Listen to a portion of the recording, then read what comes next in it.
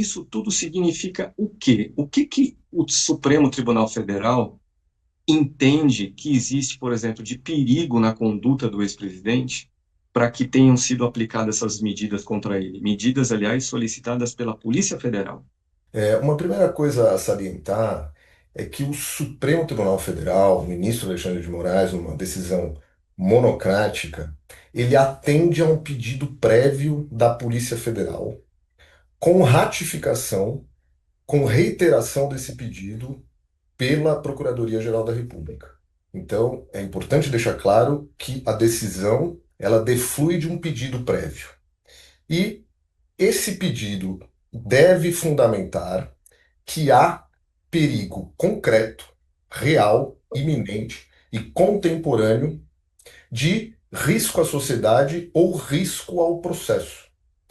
Consequentemente, constatando-se e comprovando-se essas circunstâncias, pode-se decretar medidas cautelares, alternativas à prisão, previstas no artigo 319 do Código de Processo Penal e que estão presentes nessa decisão. Perfeito. No despacho do juiz Alexandre de Moraes sobre essas medidas, um despacho que foi liberado agora há pouco pelo próprio Supremo, estão apontados ali três, digamos, riscos potenciais por trás dessas decisões cautelares contra Jair Bolsonaro. Eu vou lhe pedir para explicar para quem nos assiste cada um desses tipos penais aí nos quais Bolsonaro pode ter incorrido ou pode vir a incorrer, segundo a decisão do juiz Alexandre de Moraes. O que é coação no curso do processo? Esse é um crime que tem como objetivo tutelar a administração da justiça. Ou seja, em sentido amplo, quando há um processo aberto, ninguém pode atrapalhar esse processo. Ninguém pode fraudar esse processo e ninguém pode violentamente interferir nesse processo. E, portanto, uma situação dessa, se alguém interfere num processo que a justiça está tratando em sentido amplo, pode cometer o crime de coação no curso do processo, tá? Essa é a previsão legal. O outro tipo penal aqui descrito na decisão do juiz Alexandre de Moraes: obstrução de investigação de organização criminosa. O que é isso aqui? Eu suponho que é muito parecido com a situação da coação, não?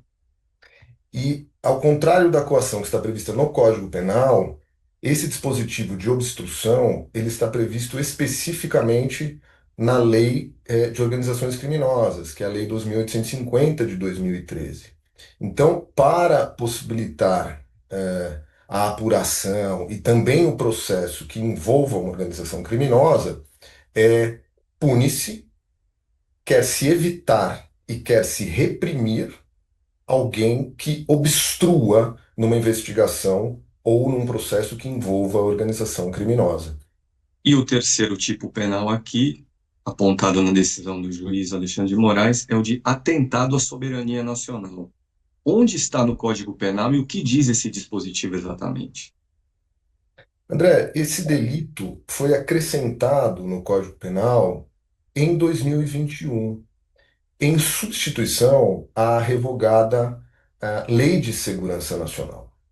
Enquanto a Lei de Segurança Nacional tinha uma roupagem, ela era de 1983, tinha uma roupagem daquele contexto histórico, em 2021, inclusive com sanção do ex-presidente Jair Bolsonaro, em 2021 houve uma atualização, digamos assim, e o que se discute também é o quanto há de continuidade normativo típica, ou seja, como que os fatos continuam sendo, de forma muito semelhante, apenados pela legislação brasileira. E essa legislação de 2021, ela trouxe novos tipos penais para o Código Penal. Então, várias letras, né, do artigo 359 do Código Penal prevêem crimes contra o Estado Democrático de Direito. E em subcapítulos, atentados à soberania, atentados às instituições democráticas, e aí atentar-se contra a soberania no sentido de provocar uma animosidade, de provocar uma ação estrangeira violenta, é também punido e reprimido pela legislação penal. E essas três situações aqui, coação no curso do processo, obstrução de investigação de organização criminosa e atentado à soberania nacional, estão caracterizados aqui, segundo a decisão do juiz Alexandre de Moraes, segundo o pedido da Polícia Federal para essas medidas cautelares, nas sanções aplicadas ou anunciadas por Donald Trump contra o Brasil. Por exemplo, o tarifaço de 50% sobre as exportações brasileiras. O que você acha dessa situação? Na sua visão aí, de fato, as medidas cautelares decretadas hoje contra Jair Bolsonaro se justificam à luz do que já vimos nos últimos dias sendo anunciado ou praticado pelo governo americano? É preciso distinguir, André, a investigação em relação a esses três crimes que a Procuradoria-Geral da República instaurou e tem como, digamos assim, alvo da investigação o deputado Eduardo Bolsonaro. Então, Eduardo Bolsonaro vem sendo investigado por esses delitos, né?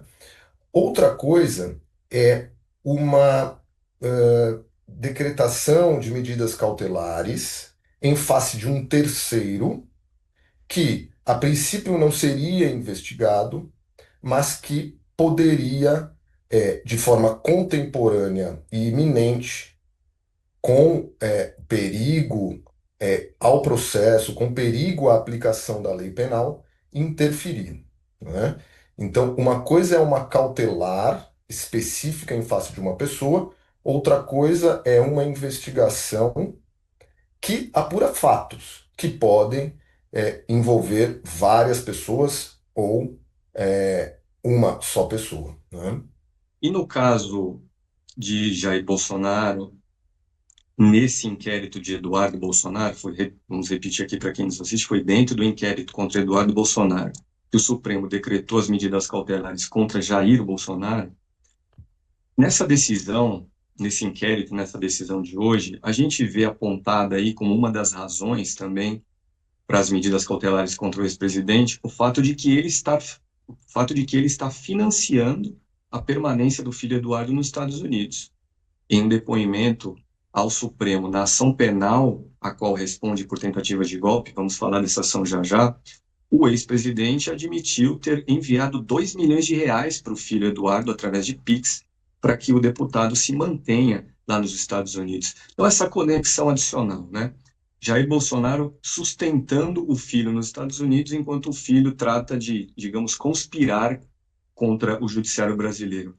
Isso lhe parece uma razão razoável para a medida cautelar adotada hoje? Mais uma razão razoável, digamos? Também o ex-presidente Jair Bolsonaro, ao depor no inquérito que investiga o filho dele, salvo engano, proferiu uma entrevista ao sair da Polícia Federal, reiterando aquilo que disse no depoimento, que teria enviado 2 milhões de reais, ao filho, né? Isso vai ter que ser apurado, na investigação específica, se há uma participação nesses atos, de que modo for, no sentido de auxiliar, no sentido de financiar, né? Isso vai ser apurado especificamente. Agora, com relação às cautelares, o que se tem como pano de fundo é um perigo à aplicação da lei penal ao ex-presidente Jair Bolsonaro, decorrente da ação penal que ele responde em curso, que está em curso. Então, concatenando-se os fatos e segundo alegações da Procuradoria-Geral da República, o Supremo Tribunal Federal entendeu que diante das manifestações externas, diante de indícios de possível, e aqui é possível, fuga, né, há risco para a aplicação da lei penal e, portanto, o Estado brasileiro, a soberania brasileira, tem interesse que essa lei penal seja cumprida e, portanto, se impõem medidas cautelares para que se previna que essa lei não seja descumprida e possa ser aplicada.